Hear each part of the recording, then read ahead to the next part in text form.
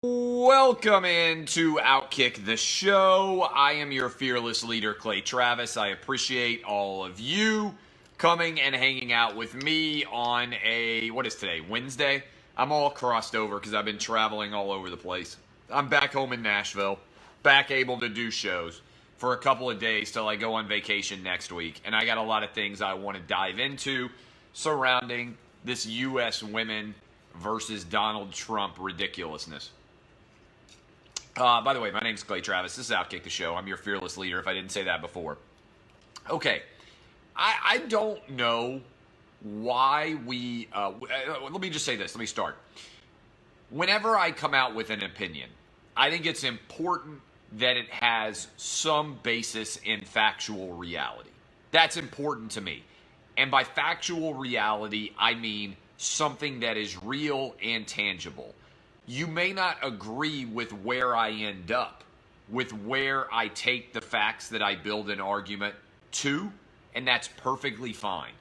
But it's really important to me that I get the actual data to support whatever argument I'm going to make. So, I'm going to start with this ridiculous equal pay argument. And all these people out there chanting equal pay and everything else. This is insane. I mean, it is actually insane, okay? And I'm going to explain why. This past year, in 2018, the Men's World Cup generated $6 billion, that's billion with a B, in revenue. The Women's World Cup just finished, generated $131 million in revenue. Again, I want to make this as clear as I possibly can. The Men's World Cup generated $6 billion. The Women's World Cup generated $131 million. The men's teams get 7% of the overall revenue that their World Cup produces. The women's team gets 20% of the revenue that they produce. So women's soccer players in the World Cup, as a percentage of revenue, are actually making 3 times as much as the men's players in the World Cup. The reason why the Women's World Cup is worth substantially less than the Men's World Cup is because people worldwide care immensely about the Men's World Cup, and they don't care that much about the Women's World Cup. Arguing that the women's players should make more because they are better at their sport is like arguing that WNBA players should make more than NBA players, or at least equal with NBA players. It's finances stupid. It's the economy stupid. And I don't know, I mean, in all honesty, whether most men in the media who do my job are so afraid of the Me Too movement that they now won't even share facts for fear of being called sexist. I'm in favor, you guys know me, I'm a capitalist. I'm in favor of everyone making as much money as they possibly can. But just because you have the same job as someone else doesn't mean that the same number of people care about the work that you are doing. Let me give you an example. I do morning radio. Howard Stern does morning radio. Howard Stern makes 100 times as much money as I do. He's certainly not 100 times better at his job than he is at mine, but he's probably 100 times better at producing revenue right now than I am. Therefore, despite the fact that Howard Stern and I have the same job, we talk on the radio in the morning, he makes a lot more money than I do. That's how market economics work. Ultimately, if I am going to make people money, I'm going to make more money. And I don't know whether people just don't understand basic market dynamics or basic market capitalism, but there, in a nutshell, is why the U.S. women make less than the U.S. men. Also, the U.S. men have to be compensated to leave jobs where oftentimes they make a lot of money, right? Christian Pulisic makes a lot of money to play soccer. Therefore, to pull him away from that employment costs typically more than it would to pull a U.S. women's soccer team member away from her employment. Professional women's soccer players in America make around $50,000 a year. So most women make all of their money representing the U.S. women's team, whereas most men are not. They're more valuable from a economics perspective on the market, and therefore you have to compensate them more in many senses of the word to be willing to play. But again, the big takeaway here is the United States is rare in the way that we support women's athletics and in the way that we support women's soccer. So basic numbers here, $6 billion in revenue for the 2018 Men's World Cup, $131 million for the Women's World Cup. The women, for playing in the World Cup, receive 20% of the money back. The men receive 7%. Now look, I'm, again, all in favor of people making as much money as they possibly can in the world of whatever job you have, right? I want you to all be filthy rich. I want you to be able to go out and demand as much pay as you possibly can. But you can't simply demand the pay without the market-based economics to justify the pay. All right, here's the other thing. The reason why our women dominate is because of all the freedoms that we have in the United States. The U.S. women are competing against teams from countries where women aren't even allowed to go watch athletics. They're competing against countries where women aren't allowed to go to school. They're competing against women in countries where they've just gotten the right to drive cars. This goes to the essence of my biggest complaint with the U.S. women team member, Megan Rapinoe.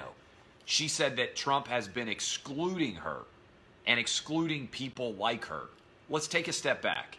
First of all, Donald Trump is the most gay rights president ever elected to a first term in the history of the United States. You may not like it, but Donald Trump's platform in 2016 was more advanced on gay rights than Barack Obama's platform was in 2008, than Bill Clinton's platform was in 1992, than Jimmy Carter's platform was in 1976.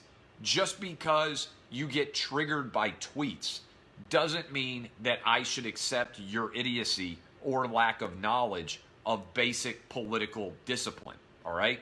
The truth is, Donald Trump has been, at election, more welcoming of gay rights than any president on election in the history of his first term in this country's history, all right? So, if you do not agree with the decisions that he has made, okay, which I'm not saying that I agree with every decision that the president has made.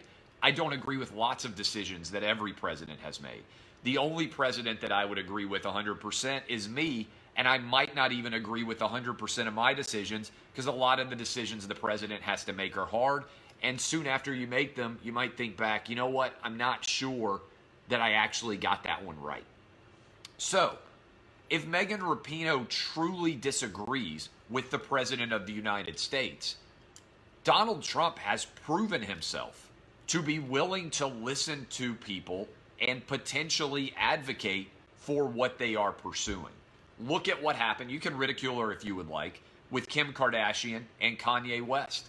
Trump pardoned a woman, got her out of prison based on Kim Kardashian's advocacy, and also the criminal justice reform that Donald Trump passed is actually one of the most far-reaching and impactful criminal justice reforms that has ever occurred and been sponsored by any president of any party. So if you are Megan Rapinoe and you are members of the U.S. women's national soccer team and you truly believe that Donald Trump is not advocating for policies that you believe in, why wouldn't you go meet with the president directly and advocate for political beliefs you have that you hope he will change? This is a big deal, all right? And this is a big deal for this reason. If you study American history, most protests were designed to get a seat at the table. All right, let me repeat that. Most protests were designed to get a seat at the table. The civil rights protest, which is probably the best, most recent one we can cite, was about Martin Luther King and other black leaders getting an opportunity to meet with the president so they could get civil rights legislation passed.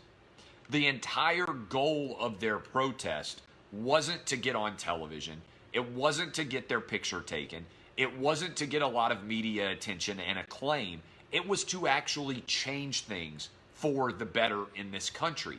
And the way that you change things for the better in this country is by getting a seat at the table. It would have been the height of hypocrisy for Martin Luther King to say in the 1960s, oh, the president's not going to agree with everything I advocate for, therefore I would never meet him. No. You protest to get a seat at the table to advocate for your political beliefs. That's how a democracy works. It seems to me that we have entered an era of protest where the goal of the protest is just to hurl insults at your opponent. And then when your opponent offers to meet you, as Donald Trump did, you spurn that invitation for meeting, because if you meet with somebody, somehow that's legitimizing their beliefs. I just fundamentally reject this. And this has been a big topic in the Democratic primary already, where Joe Biden got criticized for working with segregationist senators. The entire purpose of politics is the art of the possible. You have to work with people you might disagree with on a variety of issues to advance causes that you care about deeply. We do this all the time in global diplomacy. We're not trying to change every law in every country to perfectly mirror the United States. The goal of us interacting with North Korea is to make Kim Jong-un less dangerous. The goal of us in trying to put pressure on Iran is to make Iran less dangerous. We're not saying to Iran and North Korea, you have to immediately establish American democracy in your countries. We believe that by interacting with them in some way or putting pressure on them, that we can lead to better global safety, that we can lead to better rights for their citizens, all of these things. Politics is very often about having to interact with people that you don't like, with people that you may desperately disagree with. Because it turns out that when you sit and have a conversation with someone, you get into a powerful position, which is you can maybe persuade them to think differently than they otherwise would. So what Megan Rapinoe has said so far is emblematic of the larger issues that I think exist in our country today, which is the idea that interacting with people from a different political party is somehow bad. And that if you interact with people from a different political party, somehow you are giving them legitimacy. I disagree completely. You can debate someone, disagree with them, and then try to make your point in the marketplace of ideas. What Megan Rapinoe is basically doing is she's taking her ball and going home. She's saying, oh, I'll meet with AOC. Oh, I will meet with Democratic congressional leaders.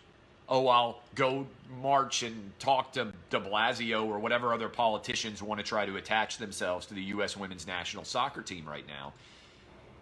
But they won't actually talk to the most powerful person in the world and meet with them? I mean, that makes absolutely no sense to me at all. And again, Trump has shown that he will meet. I think he would have a meeting. I think he would bring in camera. And I think Rapinoe would be able to make whatever argument she wanted to make. So I don't understand in general why this is somehow being praised by the American media. Because what it creates is this system whereby you protest.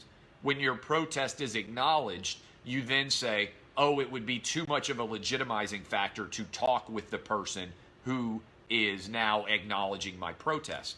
The purpose of a protest is not to never end and be angry all the time. It's to work towards an actionable goal. If you just protest so you can get on Instagram and so you can get on Twitter and so you can get on Facebook and so you can proclaim yourself a social justice warrior, that's not actually protesting. That's attempting to get attention for your perceived wokeness, okay? And not actually change anything in the process. And that's my biggest issue with the U.S. women's soccer team. They can advocate for anything they want. It's America. They've finished playing now. Many of them's careers are over as U.S. women's national soccer players. Advocate for whatever you want, but do it effectively and do it efficiently and respect American democracy in doing it by interacting with people who disagree with you as opposed to just preaching to the choir all the time. All right, those are my thoughts in general on the equal pay debate and on Megan Rapinoe and the U.S. women. I'd also point this out. One of the dumbest and most woke takes that is out there is the idea that the U.S. women are better at soccer than the U.S. men. The U.S. women lost 5-2 to a boys team of 15 and under year olds in Dallas. Okay? Let me repeat that. The U.S. women lost 5-2 to an all-star group of 15 and under boys in Dallas, Texas. Okay? If the U.S. men's soccer team played the U.S. women's soccer team, they could name their score, and I'm not sure the women would even get a shot on goal. I'm 100% making this clear.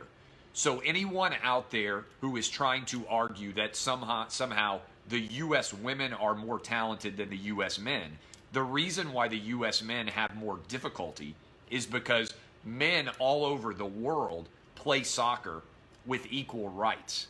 Women all over the world do not play soccer with equal rights. Okay? So you're competing with a lot of countries that aren't as wealthy as the United States. And this ultimately is one of my big issues with Rapinoe. She had an opportunity when she was in France representing the United States to advocate for all of women's soccer worldwide and use the United States as a shining beacon of women's rights and legitimacy. The reason why our women are so good is because of the freedoms that we have in the United States of America. In fact, if you look at virtually every game that took place in the Women's World Cup, the team with the better rights worldwide won. You don't even need to know anything about the rosters. If you just look at which team has more rights within their country, those teams almost all won.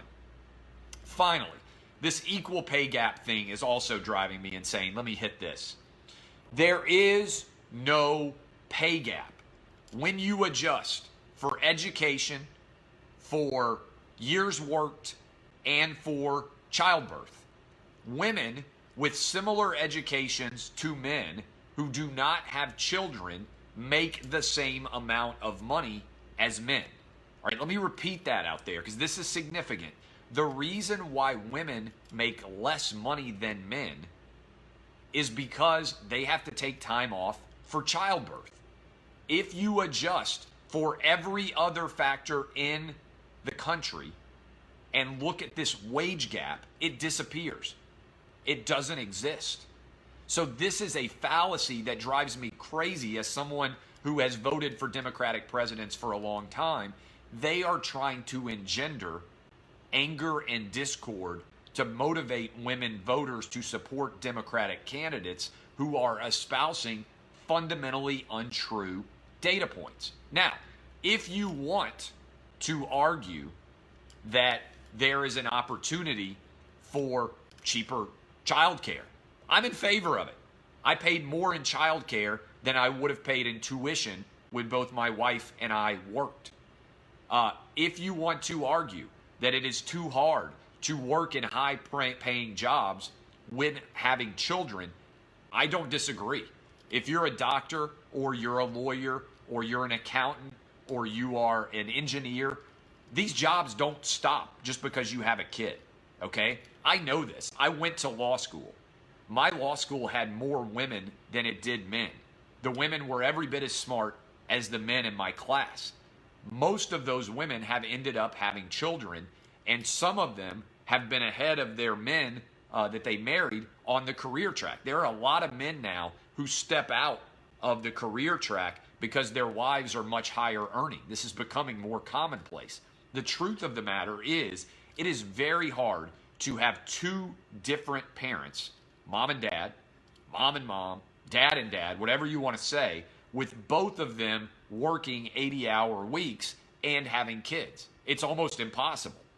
So most of the time what ends up happening is one of the couple, the higher earning of the two typically, continues to work full-time and the other one stays home with the kids or takes a reduced hours of work.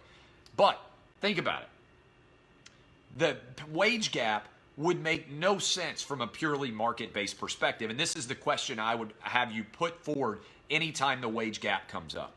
If women were truly making 20% less than men, why wouldn't every company in America only hire women and reduce its overall wage costs by 20%? It's an insanely competitive market-based economy out there worldwide. If you told every company, hey, women are making 20% less and they're doing the exact same work as men, it would be illogical to the extreme if every single company out there didn't fire every man and employ women making 20% less because the profit margins would go up by a substantial amount. The truth of the matter is this: the wage gap, when you adjust for education, when you adjust for jobs, when you adjust for years worked, it doesn't exist. This is pretty straightforward. This is important. Again, these are facts. And there are other things you can argue in favor, certainly, because this one is many ways connected to childcare. But arguing that women are paid less simply because they are women is just not true. In fact, it's a lie. And the fact that men are unwilling or unable to make the argument, or women are unable or unwilling to make this argument, again, speaks to this kind of world that we're in now, where like hashtag believe all women is trending, and men are afraid of actually diving into the data and making an argument. It's why there's almost no one in sports media, I haven't seen anyone, pointing out that the reason why women make a lot less is because there's a lot less global interest in the world of women's soccer than there is men's soccer. This isn't complicated. You can't pay them equally. They're already making 3 times the revenue that the men are, because the men are so afraid of being considered sexist. They're tripling the women's salaries relative to what the women make. It's crazy. All right, a couple of different situations. By the way, where are you looking? Look into the camera, Chief. You just got blocked. I'm looking into the camera, you dumb, probably borderline illiterate idiot. All right? I've got 2 cameras, by the way. Facebook right here and Periscope right here. If you can't follow my argument because my eyes are too powerful, that's a you problem, not a me problem. All right, a couple of other things. Tyreek Hill audio. Tyreek Hill audio came out. This is a big deal. It's not getting that much attention. You remember on draft day when when all of the details went out about Tyreek Hill, and they had that secret audio recording where it seemed to suggest that he had been beating his child, and then everybody, myself included, was like, oh, this is a really bad look for Tyreek Hill. This is, I think, a really bad look for the media at large. Credit to 6:10 a.m. in Kansas City, which got the entire 11-minute audio recording and played the entire thing and showed that this audio had been selectively edited to make Tyreek Hill look bad. I played the audio. I didn't know how it had been selectively edited. I always try and tell you guys, context matters. Context matters in a big way, because if you take a 30-second clip of this show and you don't surround it with everything that I say, it's going to sound completely different than in the context. Same thing on my radio show, same thing on my television show. I always try to play the full context on our audio clips. And we played it this morning, and you know what? I haven't seen very many media sources actually playing this audio. My position is pretty straightforward. If you played the selectively edited audio that the Kansas City television station played, then you have an obligation, I believe, to play the full audio context like we did on our radio show this morning. That's called being fair. You can let people make determinations after that airs, but I try and always be fair with the facts and put them into context with you. I trust you guys to make decisions based on the facts. If I get a fact wrong, I try and fix it. If you listen to my radio show, I'm on 3 hours every day. I'm not perfect. It's live radio. This show is live too. If I get something wrong, then I try and fix it. You regularly will see me say, hey, yesterday on the show we said X. It turns out Y was actually the truth. This is a big deal to me. I know we live in a post-fact world where people don't want to believe that facts matter. I do think facts matter. Now, we can reach different opinions, and there are different opinions you can have about Tyreek Hill, but that audio should be played in its entirety, and we did play it in its entirety. And I think now Tyreek Hill is going to get suspended 6 games. I don't think that's fair, and I'll explain why in a second. But I do think that his career is not going to end, and that the Kansas City Chiefs are going to have him probably for years to come, assuming he can stay out of trouble. Now, why is he going to get suspended 6 games? Because Roger Goodell implemented the personal conduct policy, which is, I believe, the single worst decision that any commissioner in my lifetime has made. There's no, in my opinion, rational reason why the NFL should be conducting child abuse investigations, why the NFL should be conducting investigations into domestic abuse. If charges are brought, individual teams can make decisions about whether or not they want to stand by the athletes based on the unique pressures that they are under in their markets, from their sponsors, from their fans. But if you are not in jail, in my opinion, you should be eligible to play pro sports in America. So this idea that being alleged to have done something wrong should lead to a suspension when it has nothing to do with on the field of play. And some people don't understand this. If you misbehave on the field of play, that's a work performance issue that deserves to be adjudicated. If you're like Tom Brady and you are alleged to be using deflated footballs, that can be adjudicated as well. But Tyreek Hill or Ezekiel Elliott or whoever that might be, Kareem Hunt, to me, none of these guys should be suspended beyond what the criminal justice system does to them. And every one of their individual employers can decide whether or not they employ them. So, that is my position going straight forward. I think Roger Goodell will bend to political pressure because I think he's afraid of being called light on punishment because of the fact that he's created this precedent already in place. One more thing I would say, I don't understand how the commissioner's exempt list exists because you're supposed to be able to be suspended only a certain number of games. Kareem Hunt is going to miss way more than the max suspension. He should get to count all of the games where he's on the commissioner's exempt list as suspended games. And so he should be eligible to play week 1, in my opinion. All right, final thought. This is pretty funny. We'll end on a light note. If you are regular readers of Outkick, you know that I like to ridicule the notion of privilege and the way it's applied, right? Because white privilege, I think, is one of the most absurd things I've ever heard of. If a white privilege existed, then Asian people would not be the highest earning in America today. Most of the time, you get what you put into something, right? That's my belief. If you want to call it conservative, you can. But if you look at the data, the highest earning people per capita in America today are Asian. If white privilege was a huge thing, then Asian people are just dunking all over everybody else. But I do believe that one privilege in particular exists, and that is the highest rated privilege that exists anywhere. That's hot girl privilege. Hot girl privilege is above rich guy or girl privilege. Hot girl privilege, number one. Rich privilege is number two. This has now been confirmed by a study. All right? This is pretty great. Attractive people were less likely to be arrested and convicted than less attractive people. Follow-up analysis revealed the beneficial effect of being attractive was confined only to women. All right? Hot girl privilege is real. All right? Here, this is amazing. More attractive persons were less likely to be arrested and convicted than less attractive persons. But there was no association with odds of being sentenced to probation or incarcerated. Follow-up analysis revealed that the beneficial effect of being attractive was confined solely to women. Hashtag hot girl privilege is real. You know it. It exists in your life. It exists in the life of every hot woman who has ever lived. And I will say this. I'd like to know what hot women would think if suddenly they became an ugly bald man overnight.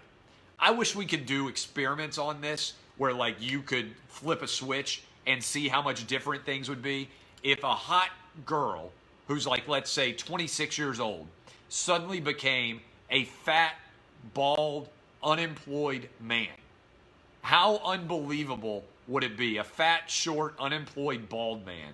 How unbelievable would their life experience be? And conversely, how much better would the fat, short, unemployed, bald dude's life be if he was able to flip the switch and suddenly become a hot woman for just a day? I'd love to see that. Maybe they've made a movie on it. If they haven't, they should. I love all of you. My name is Clay Travis. DBAP unless you need to SBAP. Dave Rubin is my guest. It's up this week on the podcast. If you haven't checked out the Wins and Losses podcast, I think you guys will love it.